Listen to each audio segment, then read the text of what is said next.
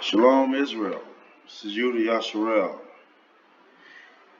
Today I'm coming to you with a lesson concerning rebellion in God's people.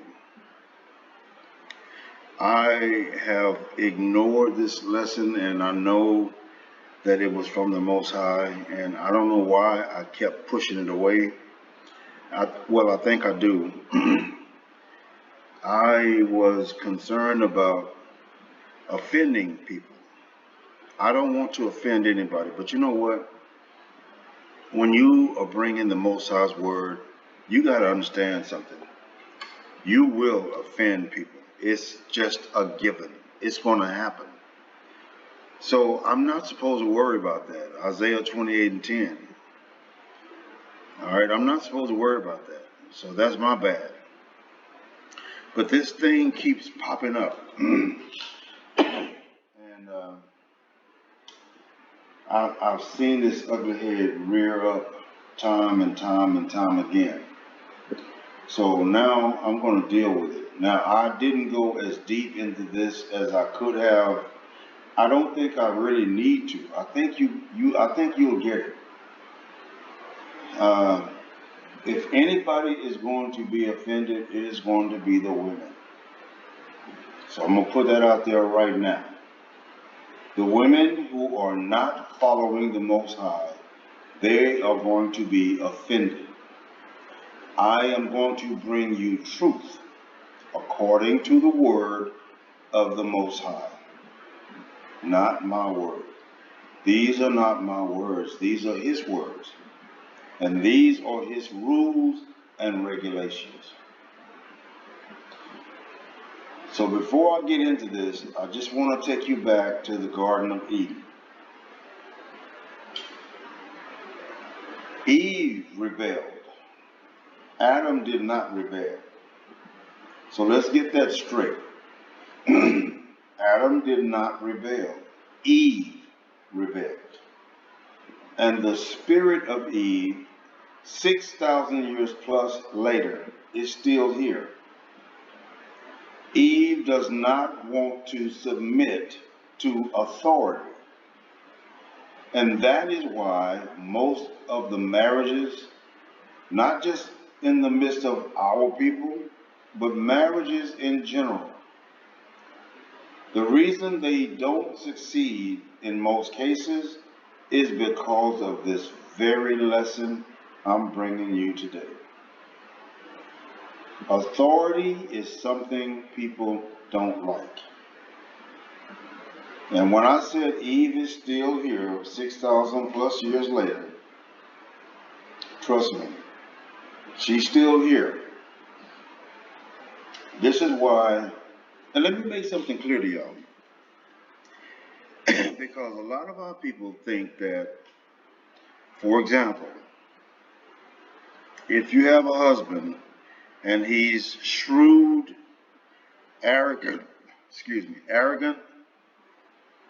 and just downright nasty, our people today think that that gives them the right to rebel. But that's not true. And I'll use David and Saul for an example. When David was anointed to be king, while Saul was still king, Saul wanted to kill David because he knew that David was going to take that throne. Now, in Saul's attempt to kill David, he tried many times without any success. And there was 4 times, I believe, that David could have killed Saul. And the last time that David had the opportunity to kill Saul, he left a sword by Saul's head while Saul was sleeping. When Saul woke up and saw that sword, he knew David was here and he could have killed him. Now you got to ask the question, why didn't David kill Saul? He knew Saul was trying to kill him. I'll tell you why. Because of the authority that the Most High placed with Saul. Even though Saul was a wicked king, even though Saul was a wicked king, the Most High gave him the authority. And David knew that. So David was not about to go against the Most High. The reason I'm bringing this up is because our women today think it's okay to rebel against their husbands because they don't like the way he exerts his authority. And I'm not saying that your husband is correct or he's right in his ways. What I am saying is that you were not given the authority or right to challenge his authority because you did not give him that authority and you cannot take it away. How do you deal with that? You're supposed to take this problem to the Most High. You do not deal with this problem yourself. You take it to the Most High. If you are righteous and you are obeying the laws, statutes, and commandments, trust me, the Most High will deal with him. But that's not your responsibility. And when you take it upon yourself to challenge that authority, you break the law. You are now in sin. You don't have the right, and I'm sorry to have to tell you this, but this is the word of the Most High. This is not the word of Judah. This is the word of the Most High. This is how it works. This is why you must be a righteous person. So we're going to start out in the Brenton Septuagint. For sin is a divination. Idols bring on pain and grief, because thou hast rejected the word of the Most High. The Most High also shall reject thee from being king over Israel. This is the Most High talking to Saul. This is the situation that I just explained. So what is the word of the Most High concerning rebellion? Let's look at Samuel, 1 Samuel, chapter 15, verse 22.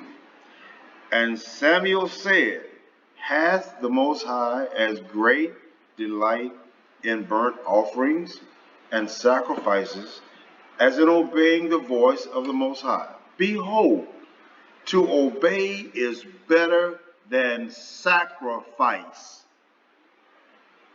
Do y'all get that? To obey is better than sacrifice, and to hearken than the fat of the rams. Verse 23. For rebellion is as the sin of witchcraft, and stubbornness is as iniquity and idolatry. Because thou hast rejected the word of the Most High, he also rejected thee from being king. He is telling Saul. He's telling Saul, you are going to be rejected as king because you have rejected my authority.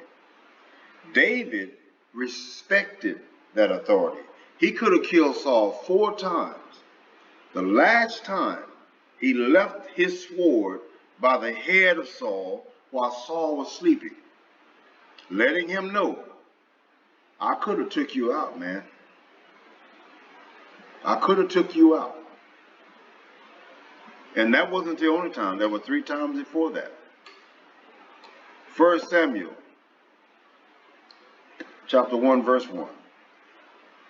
Verse 15, 1 Samuel 15 and 23. For rebellion is as the sin of divination, and presumption is as iniquity and idolatry. Don't think that you can put your face in that book and claim, oh, holy am I, if you're not obeying these instructions. And presumption is as iniquity and idolatry. Because you have rejected the word of the Most High, he's also going to reject you. Proverbs chapter 17, verse 11. Evil people are eager for rebellion, but they will be severely punished. Nobody can tell you how that punishment will come about. That's between you and the Most High. But believe me, you will get it. You will get your punishment. Psalms 107, verse 17 to 18. Some were fools through their sinful ways, and because of their iniquities, suffered affliction. They loathed any kind of food, and they drew near to the gates of death. Lucifer was cast out of heaven. Ezekiel chapter 28, verse 11 through 19. Why was he cast out of heaven? Because he rebelled against authority. Y'all got to get this. We, as a people, we don't ask for our assignments. We don't ask for our positions. When we are born, it is given to us at that moment. You don't have nothing to do with it, except you have to carry out your assignment. Look at Isaiah chapter 14, verse 12 to 14, and Isaiah chapter 13, verse 16. Moses was not allowed to enter into the promised land. Why? Look at Numbers 27 and verse 14. Because he was bucking against authority. Jonah was swallowed by the big fish. Jonah chapter 1, verse 15 to 17. It is dangerous to rebel against the will of the word of the Most High and to turn away from his plans, not your plans. Get this, not your plans. Let me tell y'all something. As a man, speaking as a man, I do not like the idea of the position that I was given. Y'all don't understand the stress and the aggravation that comes with it. But I can't back out lest I reject the Most High's word. That is not saying that I'm a perfect person. I am not by any means a perfect person. But I will keep this assignment the best that I know how.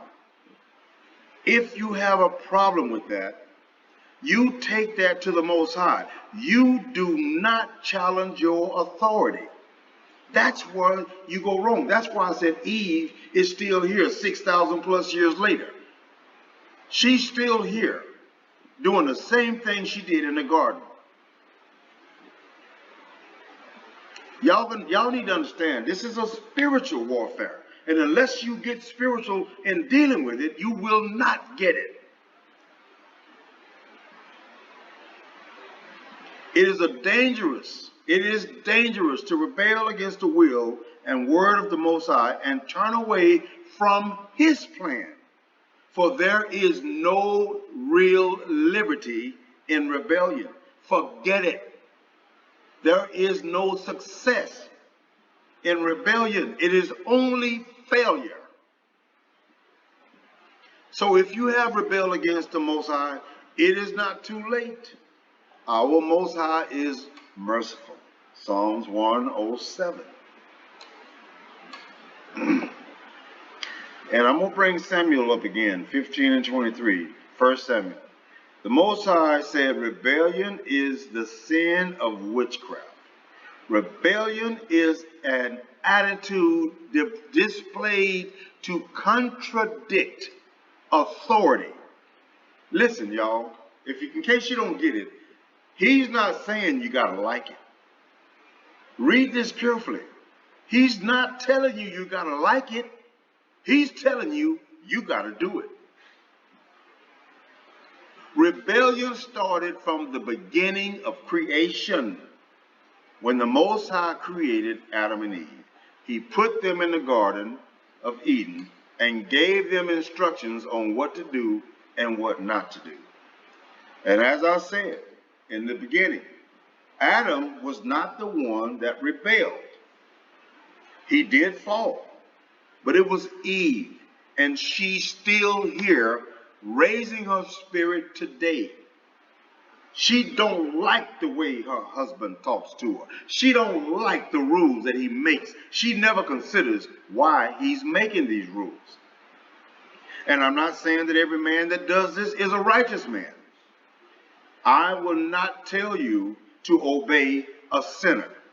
Because if that man is telling you to go against the Most High, then now you don't have to obey that. But if he's telling you, these are the words of the Most High Creator, and this is my responsibility, and I'm going to do it, now you are committed. But you don't have to obey a sinner. He never told you to do any such thing. So I'm saying this, people, because marriages today are on such a decline that 1 in 50 will succeed. 1 in 50. Every 50 marriages, 1 might make it. That's ridiculous. When you get married, you make a covenant between you, the woman you marry, and the Most High. You are supposed to keep that covenant.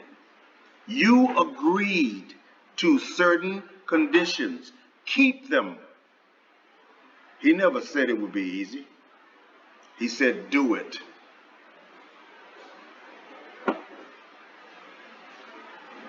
And like I said before, I'm probably going to get a lot of flack from women, and I'm sorry if you're offended. It's not my intentions to offend you, but the truth is what it is. And I'll be the first to tell you, 90% of the men out there are not men. 90% of the men out there are not men. They are boys in men's bodies. So I'm going to close this here. All praises to the Most High.